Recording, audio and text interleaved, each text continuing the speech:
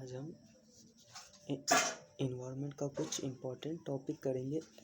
Topic and short notes भी कर लीजिए, जो एग्ज़ाम में हमेशा आते ही रहता है। सबसे पहले ये हम देख लेते हैं 5 लेयर ऑफ एटमॉस्फेयर, जो कि आप सबको पता ही होगा। Troposphere, stratosphere, mesosphere, thermosphere and exosphere. इस थर्मोस्फेयर को आइनोस्फेयर भी कहते हैं। ये दोनों मिलके थर्मोस्फेयर बना देता है, ये तीनों मिलके होमोस्फेयर बना देता है। तो इसका पहले ट्रिक देख लीजिए आप।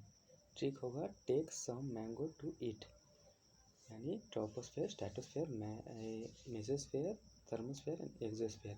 और इसका लेंथ हमेशा याद रखिएगा, क्योंकि अभी रिसेंट एसएससी का CHSL एग्ज़ाम हुआ था, उसमें इसका ट्रोपोस्फेयर का एवरेज लेंथ पूछ लिया था। तो 8, 18, 26 हो गया, तो एवरेज हो गया 13।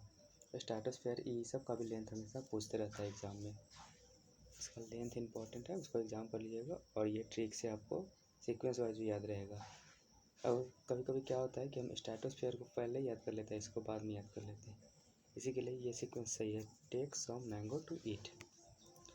नेक्स्ट हो गया ये पिरामिड है हमारा इन्वायरमेंट एंड इकोलॉजी का। देखिए सबसे टॉप टू बॉटम, ये हमारा बॉटम हो गया ऑर्गेनिज्म। सबसे पहले ऑर्गेनिज्म होता है, फिर से पॉपुलेशन, फिर कम्युनिटी, फिर इकोसिस्टम, फिर लैंडस्केप, फिर बायोम, फिर बायोस्फीयर या इकोस्फीयर। ऐसे होता है, यानी लो टू अप है, बॉटम टू टॉप है। इसमें ये यहाँ पे इसका डिफिनेशन दिया हुआ है। देखिए ऑर्गेनिज्म, जैसे एलिफेंट हो गया हमारा, रोज हो गया, ये हो गया ऑर्गेनिज्म। और ये होगा हमारा पॉपुलेशन, यानी बहुत सारा रोज मिल गया, बहुत सारा एलिफेंट मिल गया, तो वो हमारा बन गया एक पॉपुलेशन। फिर हो गया कम्युनिटी, कम्युनिटी मतलब साथ में रहते हैं। All population of the rose, all population of the elephant, इसको कम्युनिटी। फिर होता है इकोसिस्टम। इकोसिस्टम में हमारे देखिए इकोसिस्टम का डिफिनेशन बहुत सारा है। ऐसे देखिए biological community plus physical environment is called ecosystem. जैसे इसका एग्जांपल हो गया food, grassland, desert, marine, lake, pond, crop field, park, spacecraft, swimming pool and aquarium. इसके बाद हमारा हो गया देखिए लैंडस्केप। लैंडस्केप में हो गया असेंबल ऑफ इकोसिस्टम, यानी बहुत सारे इकोसिस्टम मिलकर हमारा बन गया लैंडस्केप। जैसे वाटर शेड हो गया। उसके बाद हो गया बायोम, बायोम हो गया एन असेंबल ऑफ लैंडस्केप्स। ये इसमें हो गया कि बहुत सारा लैंडस्केप मिलकर फिर बायोम बन गया। इसमें हो गया एग्जाम्पल आपका मैरीन, फॉरेस्ट, फिर हो गया हमारा बायोस्फीयर यानी इकोस्फीयर। ये हो गया सबसे बड़ा टर्म, यानी बहुत सारा बायोम्स मिलके अब बन गया बायोस्फीयर। इसमें हमारा एग्जांपल हो गया biosphere part of globe. Next हो गया देखिए उसी का ट्रिक है याद करने का। Only prayer can enable life beautiful blissful, यानी ओनली से हो गया ऑर्गेनिज्म, प्रेयर से हो गया पॉपुलेशन, कैन से हो गया कम्युनिटी, इनेबल से हो गया इकोसिस्टम, लाइफ से हो गया लैंडस्केप्स, ब्यूटीफुल से हो गया बायोम और ब्लिसफुल से हो गया बायोस्फीयर या इकोस्फीयर। ये ट्रिक से आपको बॉटम से टॉप तक याद रहेगा। देखिए अभी इसमें हो गया टेम्परेचर के बेसिस पे प्लांट को हम 4 भाग में डिवाइड कर सकते हैं। पहला हो गया मेगाथर्म, मीसोथर्म, माइक्रोथर्म, एक्सोटोथर्म। इसमें हमारा टेम्परेचर है 25 से 45, इसमें 10 से 25, 5 से 10 और इसमें 0 से 5। अभी ये हो गया ट्रॉपिकल रीजन में। और इसका एग्जांपल इसका प्लांट का नेम और इसका रीजन हमेशा याद रखिएगा, ये हमेशा एग्जाम में पूछते रहता है। अभी फ़िलहाल NTPC ग्रेजुएशन का 2026 वाला एग्ज़ाम था प्रीलिम्स का, उसमें पूछा था कॉर्निफेरस फॉरेस्ट किस रीजन में आते हैं, तो उसमें टैगा होगा ऑप्शन में, ये क्वेश्चन आया था। और ये तो हमेशा आते रहता है डेकेसियस एवरग्रीन फॉरेस्ट। इसमें देखिए evergreen forest, desert, grassland and rain forest. सब ट्रॉपिकल एंड टेम्परेट में हो गया डिसीशियस फॉरेस्ट एंड ग्रास। और टैगा में हो गया कॉर्निफेरस, यानी जो ऐसे ऐसे रहता है ना, ऐसे ऐसे ऐसे ऐसे, जैसे क्रिसमस ट्री के जैसे, उसी को कहते हैं कॉर्निफेरस या टैगा। और तुंद्रा हो गया मतलब एकदम ठंडा जगह पर, lichen, moss, small shrubs. Next हो गया हमारा देखिए जैसे ये सब स्पेशलाइज्ड प्लांट है, यानी प्लांट किस जगह पे फलता है। ये भी एग्ज़ाम में हमेशा आता रहता है, मतलब हायर लेवल एग्ज़ाम में आएगा। जैसे ये सब BPSC ये सब पूछता है, या स्टेट का एग्ज़ाम, ये सब में ये सब आता है ज़्यादा। तो इसमें देखिए ईपी का मतलब क्या होता है। ईपी का मतलब होता है एयर। और फाइटे का मतलब तो हो गया हमारा प्लांट ही, लेकिन हमें बस स्टार्टिंग वाला याद रखना है, उससे हम पकड़ में आ जाएगी। जैसे इपी का मतलब ये है, इरेमो का मतलब डेजर्ट होता है, वो ऐसा प्लांट जो डेजर्ट में पड़ता है। जैसे देखिए कैक्टस, खेजड़ी, हालो, हालो का मतलब हो गया साल्ट, और हेलो का मतलब हो गया मार्स, मार्स लैंड पे पड़ने वाला।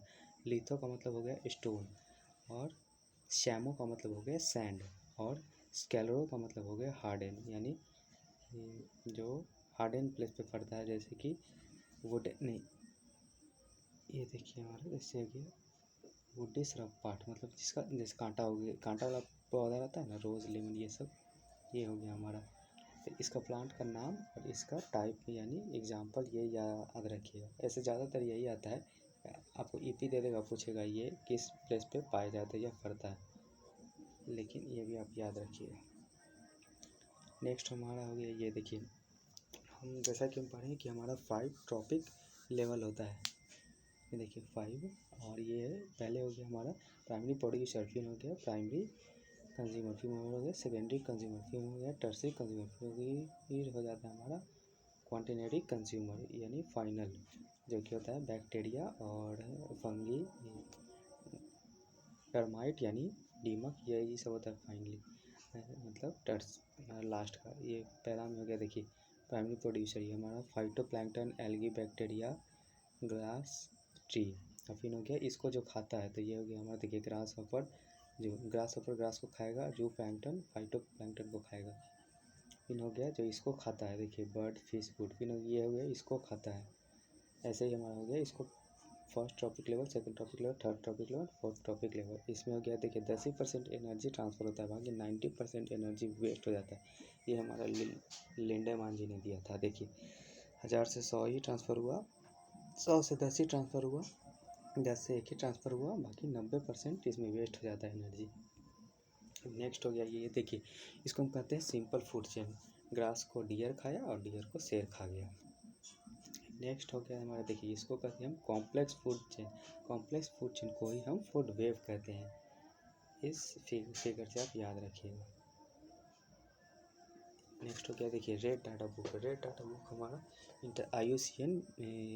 IUCN ये किया था, इनिशिएट किया था 1963 में, यानी निकाला था, जिसको हम पहले WCAN यानी world conservation union of nature से जानते थे।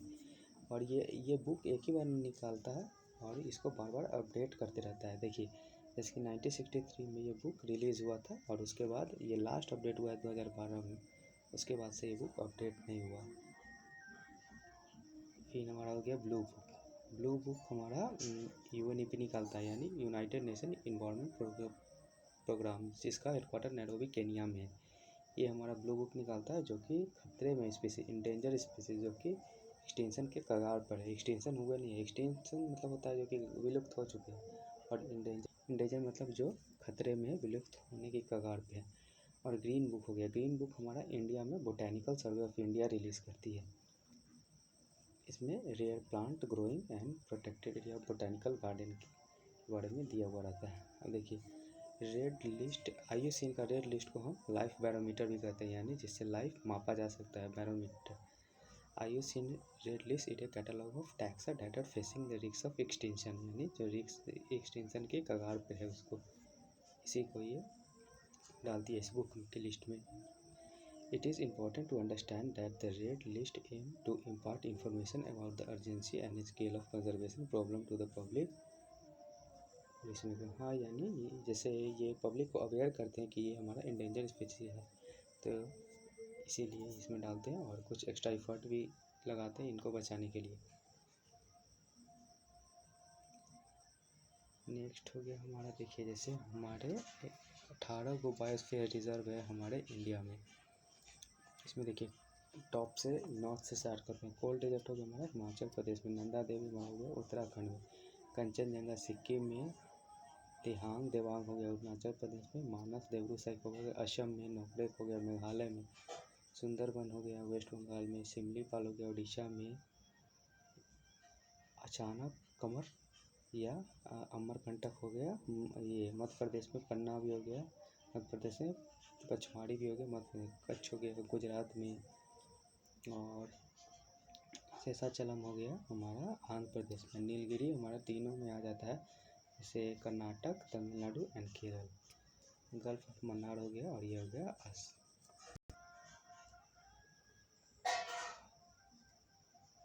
हमारा हो गया अगस्ता मलाई। ये अब नेक्स्ट देख लेते हैं। 18 को बायोस्फीयर रिजर्व है, ये याद रखिएगा। इसको हो गया हम बायोडाइवर्सिटी को कैसे कंजर्व करते हैं। तो कंजर्व करने का मेनली दो तरीका होता है इसको। ये हो गया इन सेटू, यानी जहाँ पर है वहीं पर इसको कंजर्व कर दिया जाता है। ऑन साइट जहाँ पे है वहीं पर कंजर्व कर देना। इसमें हमारा हो गया biosphere reserve, national park, wild life sanctuary, sacred lake, और एक होता है एक सेटू, यानी कहीं और ले जाकर उसको कंजर्व करना या रिजर्व करना। इसमें हमारा हो गया seed bank, field gene bank, cryopreservation, botanical garden, arboreta, zoological garden, aquaria, sacred plant and home garden. ये आप याद रखिएगा। और इसके अलावा जितना भी हो गया वो एक से टू में आएगा, बस दोनों याद रखना जरूरत नहीं, बस ये आप याद रखिएगा, जो कि जनरली सबको याद ही रहता है। एग्जाम में ये पूछा है इन से टू एंड एक से टू पूछता है, तो ये ऑन साइट या ऑफ साइट याद रखिए, यानी जहाँ पे है वहीं पे प्रिजर्व कर देना, इसको अलग ले जाकर प्रिजर्व करना। अब हमारा हो गया sharing of green house gases to global warming. Global green house gas में कितना कितना कौन कौन गैस रहता है ये देखिए। सबसे पहले CO2 60% रहता है सबसे ज़्यादा। सेकेंड नंबर पर हमारा मीथेन रहता है 20%, CH4। थर्ड नंबर पर हमारा क्लोरोफ्लोरोकार्बन रहता है 14%। और फोर्थ पे हमारा नाइट्रस ऑक्साइड 6% रहता है। ये हमारा हो गया international initiative for mitigating climate change, यानी अंतर्राष्ट्रीय स्तर पे ऐसा कौन सा स्टेप लिया गया है क्लाइमेट चेंज को कम करने के लिए। तो हमारा ये देखिए, पहले हुआ मॉन्ट्रियल प्रोटोकॉल, जो कि 16 सितंबर 1987 में हुआ था मॉन्ट्रियल कनाडा में। ये 1989 में इफेक्ट हुआ था। ये डेट याद रखिए, ये पूछता है। और ये 16 सितंबर 1987 में पूछता है मॉन्ट्रियल प्रोटोकॉल। ये किससे रिलेटेड है, तो ये हमारा मिटिगेट किया था ओजोन डिप्लीशन को, यानी जो ओजोन लेयर में छेद हो जाता है उसको कंट्रोल करने के लिए। और 1994 में UN जनरल असेंबली ने 16 सितंबर 1987 को international day for the preservation of ozone layer declare कर दिया था, क्योंकि इसी दिन हमारा मॉन्ट्रियल प्रोटोकॉल हुआ था 1987 में। Subsequently, many efforts have been made and protocol have laid down definite roadmap separately। ये वही और भी स्टेप लिया गया वो बता रहे हैं। नेक्स्ट हो गया हमारा देखिए और क्या क्या हुआ। तो सबसे पहले हुआ मतलब 1992 में हुआ हमारा अर्थ समिट, जो कि रियो डी जेनेरियो ब्राज़ील में हुआ। और उसके बाद हो गया हमारा काइटो प्रोटोकॉल, जो कि 1997 काइटो जापान में हुआ। उसके बाद हमारा हो गया कुनिंग एग्रीमेंट, जो कि कुनिंग मैक्सिको में हुआ था 2010 में। ये सब डेट याद रखिए, ये सब डेट बहुत इंपॉर्टेंट है, हमेशा पूछता है, और प्लेस भी पूछता है। और फिर हमारा हो गया पेरिस एग्रीमेंट 2015, पेरिस फ्रांस में हुआ था। अब ये देखिए हमारे मतलब इंडिया में ये कहाँ कहाँ मेंशन है इन्वायरमेंट, ये सब के बारे में। सबसे पहले 42वां संविधान संशोधन 1977 में ये मेंशन है इन्वायरमेंट प्रोटेक्शन एंड इम्प्रूवमेंट के लिए। और फिर आर्टिकल 21 में भी है right to life in this right a citizen have the right to of healthy environment. और ये हमारा फिर DPSP में देख लीजिए आर्टिकल 48 में safeguard forest and wild life of the country. फिर हो गया हमारा आर्टिकल 51 में, जो कि फंडामेंटल ड्यूटी में भी है हमारा। देखिए shall be duty of every citizen to India to protect and improve natural environment including forest, lake, rivers, wild life and to have compassion for living creature. हमारा DPSP में भी है, फंडामेंटल ड्यूटी में भी है। अब हम अपना गवर्नमेंट मिनिस्ट्री का देख लेते हैं। 1980 में हमारा डिपार्टमेंट ऑफ इन्वायरमेंट बना था, फिर इसको रीनेम कर दिया गया ministry of environment and forest 1985 में। फिर 2014 में इसको रीनेम कर दिया गया ministry of environment, forest and climate change, ये याद रखिएगा। फिर देखिए हमारा नेशनल पॉलिसी ऑफ इंडिया, तो 1988 में नेशनल फॉरेस्ट पॉलिसी आया था। फिर 1992 में national conservation strategy and policy statement on environment and development आया था। फिर 1992 में policy statement on environment of pollution. फिर 1994 में नेशनल इन्वायरमेंट एक्शन प्रोग्राम आया था। फिर 2000 में नेशनल एग्रीकल्चर पॉलिसी, अगेन 2000 में नेशनल पॉपुलेशन पॉलिसी, 2002 में वाटर पॉलिसी, 2002 में कंजर्वेशन स्ट्रेटजी 2006 में नेशनल इन्वायरमेंट पॉलिसी आया था। और भी कुछ एक्ट और रूल्स देख लेते हैं। 1972 में वाइल्ड लाइफ प्रोटेक्शन एक्ट, ये बहुत इंपॉर्टेंट है, ये हमेशा एग्जाम में आते रहता है। In water prevention and control of pollution act 1974 में आया था। फॉरेस्ट कंजर्वेशन एक्ट 1980, ये तो हमने ऊपर देख लिया। Air prevention and control of pollution act 1981 में। इन इन्वायरमेंट प्रोटेक्शन एक्ट 1986 में। इन्वायरमेंट प्रोटेक्शन रूल 1986 में। इन्वायरमेंट इम्पैक्ट असेसमेंट EIA 1994 में, जो कि इसका रिपोर्ट 5 साल तक वैलिड होता है। नेक्स्ट हो गया हमारा CPCB 1974 में, यानी सेंट्रल पॉल्यूशन कंट्रोल बोर्ड हमारा 1974 में बना था, जो कि provide technical service environment ministry with regard to provision of environmental protection act, यही हमसे टेक्निकल सर्विस प्रोवाइड करता है इन्वायरमेंट के रिगार्डिंग। फिर हम आता है हमारा इको मार्क, जो कि 1991 में इंट्रोड्यूस किया गया था। ये कि एक सर्टिफिकेशन है, certificate issued by the bureau of Indian BIS introduce करता है इसको, मतलब इंट्रोड्यूस किया था। To product conforming set of, मतलब वो जो प्रोडक्ट बनाया गया वो इन्वायरमेंट में ध्यान रख के बनाया गया है कि नहीं, जिससे इन्वायरमेंट को नुकसान नहीं पहुँचे, इसलिए ये इंट्रोड्यूस किया गया था, जो कि इफ़ेक्टिव भी हुआ था बहुत ज़्यादा। फिर हमारा लास्ट हो गया NGT, यानी नेशनल ग्रीन ट्रिब्यूनल, जो कि 2010 में बना था। National Green Tribunal is exclusively dedicated to environmental issue, देखिए ये इसी को डेडिकेटेड है, इन्वायरमेंटल इशू एंड मैटर को। Indian government establish NGT in October 2010, headed by a former जज of Supreme Court. This body is established by the Parliament. NGT act 2010, it is based on polluter pays principle, ये याद रखिएगा, ये polluter pays principle and the principle of sustainable development, ये भी बस यही था। यही कुछ इंपॉर्टेंट पॉइंट थे इन्वायरमेंट टॉपिक के, जो कि इससे हमेशा प्रश्न आते ही रहते हैं, इसको हल्के में मत लीजिएगा, इससे बहुत सारा क्वेश्चन आया है एग्जाम में,